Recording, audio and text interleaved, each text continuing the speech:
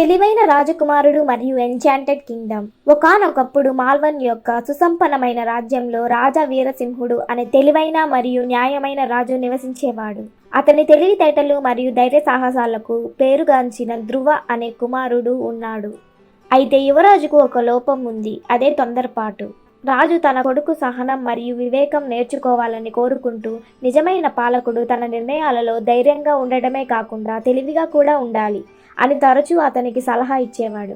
ఒకరోజు సుదూర దేశం నుండి ఒక దూత భయంకరమైన వార్తతో రాజస్థానానికి వచ్చాడు. వీరేంద్రరాజు పాలించిన పొరుగు రాజ్యం చంద్రపురి రహస్యంగా శాపగ్రస్త భూమిగా మారిపోయింది.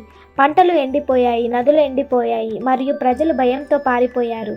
రాత్రిపూట వింత శబ్దాలు ప్రతిధ్వనించాయి మరియు వింతైన పొగమంచు మొత్తం ప్రాంతాన్ని కప్పేసింది. అది విన్న యువరాజు ధ్రువుడు తన శౌర్యాన్ని నిరూపించుకోవాలనే తపనతో వెంటనే, తండ్రి, నేను చంద్రపురికి వెళ్ళి ఈ రహస్యాన్ని వెలికి తీస్తాను అని అన్నాడు. రాజు నిట్టూర్చాడు. తన కొడుకు యొక్క ఉద్రేకపూరిత స్వభావాన్ని తెలిసినవాడు, కానీ అతని గుర్రం మరియు కొన్ని సామాగ్రితో ప్రయాణాన్ని ప్రారంభించడానికి అనుమతించాడు. ధ్రువ వెళ్లే ముందు రాజా పురోహితుడు, ఇది మామూలు ఉంగరం కాదు. నువ్వు సరైన దారిలో వెళ్తే దేదీప్యమానంగా ప్రకాశిస్తుంది, ఆపదలో ఉంటే మసకబారుతుంది. తెలివిగా వాడండి అంటూ పచ్చరత్నం ఉన్న బంగారు ఉంగరాన్ని అతనికి అందించాడు. తన హృదయంలో దృఢ నిశ్చయంతో యువరాజు ధ్రువుడు చంద్రపురి వైపు ప్రయాణించాడు. అతను చంద్రపురిలోకి ప్రవేశించగానే ఒక భయంకరమైన నిశ్శబ్దం అతనిని చుట్టుముట్టింది. ఒకప్పుడు అభివృద్ధి చెందుతున్న మార్కెట్లు పాడుబడిపోయాయి, గృహాలు విరిగిపోయాయి మరియు ప్యాలెస్ ద్వారాలు విస్తృతంగా తెరిచి ఉన్నాయి. యువరాజు దిగి జాగ్రత్తగా లోపలికి అడుగు పెట్టాడు. అకస్మాత్తుగా అతను గుసగుసలాడే స్వరం విన్నాడు. వెనక్కి వెళ్ళు యువరాజా, లేదా ఎప్పటికీ చిక్కుకుపోతావు.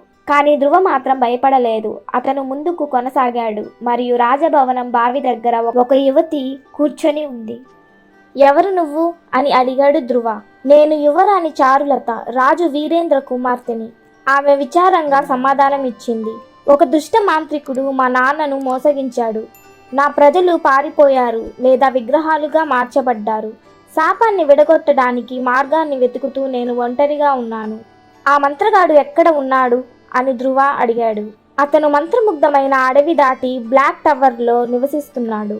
కానీ జాగ్రత్త వహించండి, అతను శక్తివంతమైన వాడు మరియు అతనిని సవాలు చేసిన వారు ఎవరూ తిరిగి రాలేదు. యువరాజు ధ్రువ పిడికిలి బిగించాడు. నేను ఈ మాంత్రికుడిని ఓడించి మీ భూమిని విడిపిస్తాను.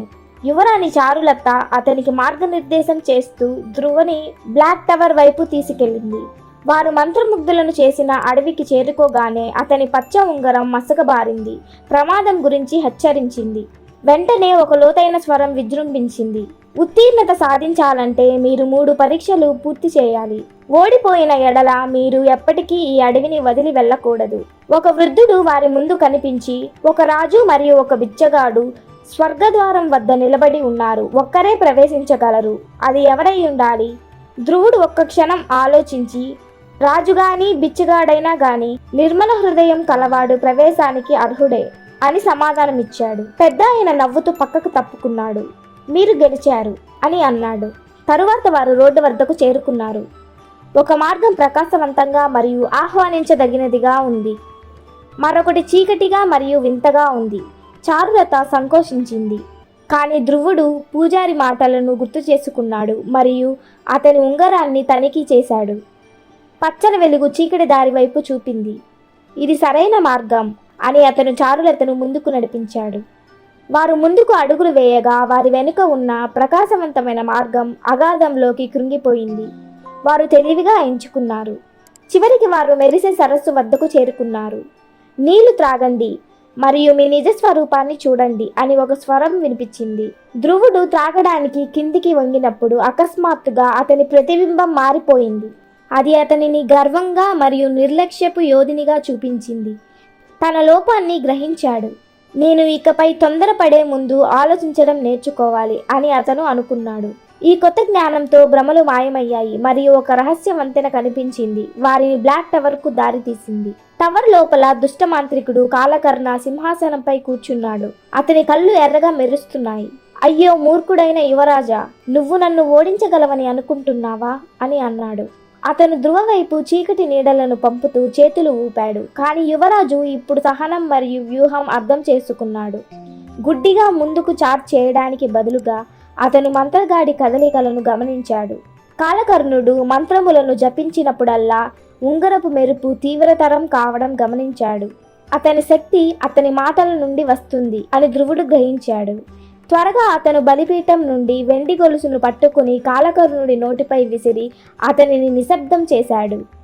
మాంత్రికుడి కళ్ళు షాక్తో విశాలమయ్యాయి మరియు అతని మాయాజాలం క్షీణించడంతో అతను మూగపోయిన అరుపును విడిచిపెట్టాడు. చంద్రపురి చుట్టూ చీకటి తొలగిపోయింది మరియు రాజ్యం పునరుద్ధరించడం ప్రారంభించింది. యువరాణి చారులత కిటికీ దగ్గరకు పరిగెత్తి ఊపిరి పీల్చుకుంది. చూడండి, ప్రజలు తిరిగి వస్తున్నారు. ఆఖరి ఏడుపుతో కాలకర్ణుడు బూడిదగా మారిపోయాడు. అతని శాపం శాశ్వతంగా తొలగిపోయింది. ధ్రువ మరియు చారులత రాజభవనానికి తిరిగి వచ్చారు. అక్కడ రాజు వీరేంద్ర తన కుమార్తెను ఆనందంతో కౌగిలించుకున్నాడు. ధైర్యమైన రాజకుమారి, మీరు మా అందరినీ రక్షించారు అని కృతజ్ఞతగా అన్నాడు. ధ్రువుడు తన రాజ్యానికి తిరిగి వచ్చినప్పుడు అతని తండ్రి వీరసింహరాజు గర్వించాడు. మీరు రాజు యొక్క నిజమైన లక్షణాలను నేర్చుకున్నారు. వివేకం, సహనం మరియు ధైర్యం. మీరు పాలించడానికి సిద్ధంగా ఉన్నారు అని అన్నాడు. ఎట్టకేలకు యువరాజు ధ్రువుడు తన తండ్రి మాటలను అర్థం చేసుకున్నాడు. ఇక అతను కేవలం యోధుడు కాదు. కాబట్టి శాంతి మరియు శ్రేయస్సు రెండు రాజ్యాలకు తిరిగి వచ్చింది. యువరాజు ధ్రువుడు తెలివైన మరియు న్యాయమైన పాలకుడు అయ్యాడు. రాబోయే తరాలకు గుర్తుండిపోయాడు. కథ యొక్క నీతి: నిజమైన బలం ధైర్యంలో మాత్రమే కాదు, జ్ఞానం, సహనం మరియు సరైన మార్గాన్ని అర్థం చేసుకోవడంలో ఉంది. Thank you for watching this video. Please like, share and subscribe.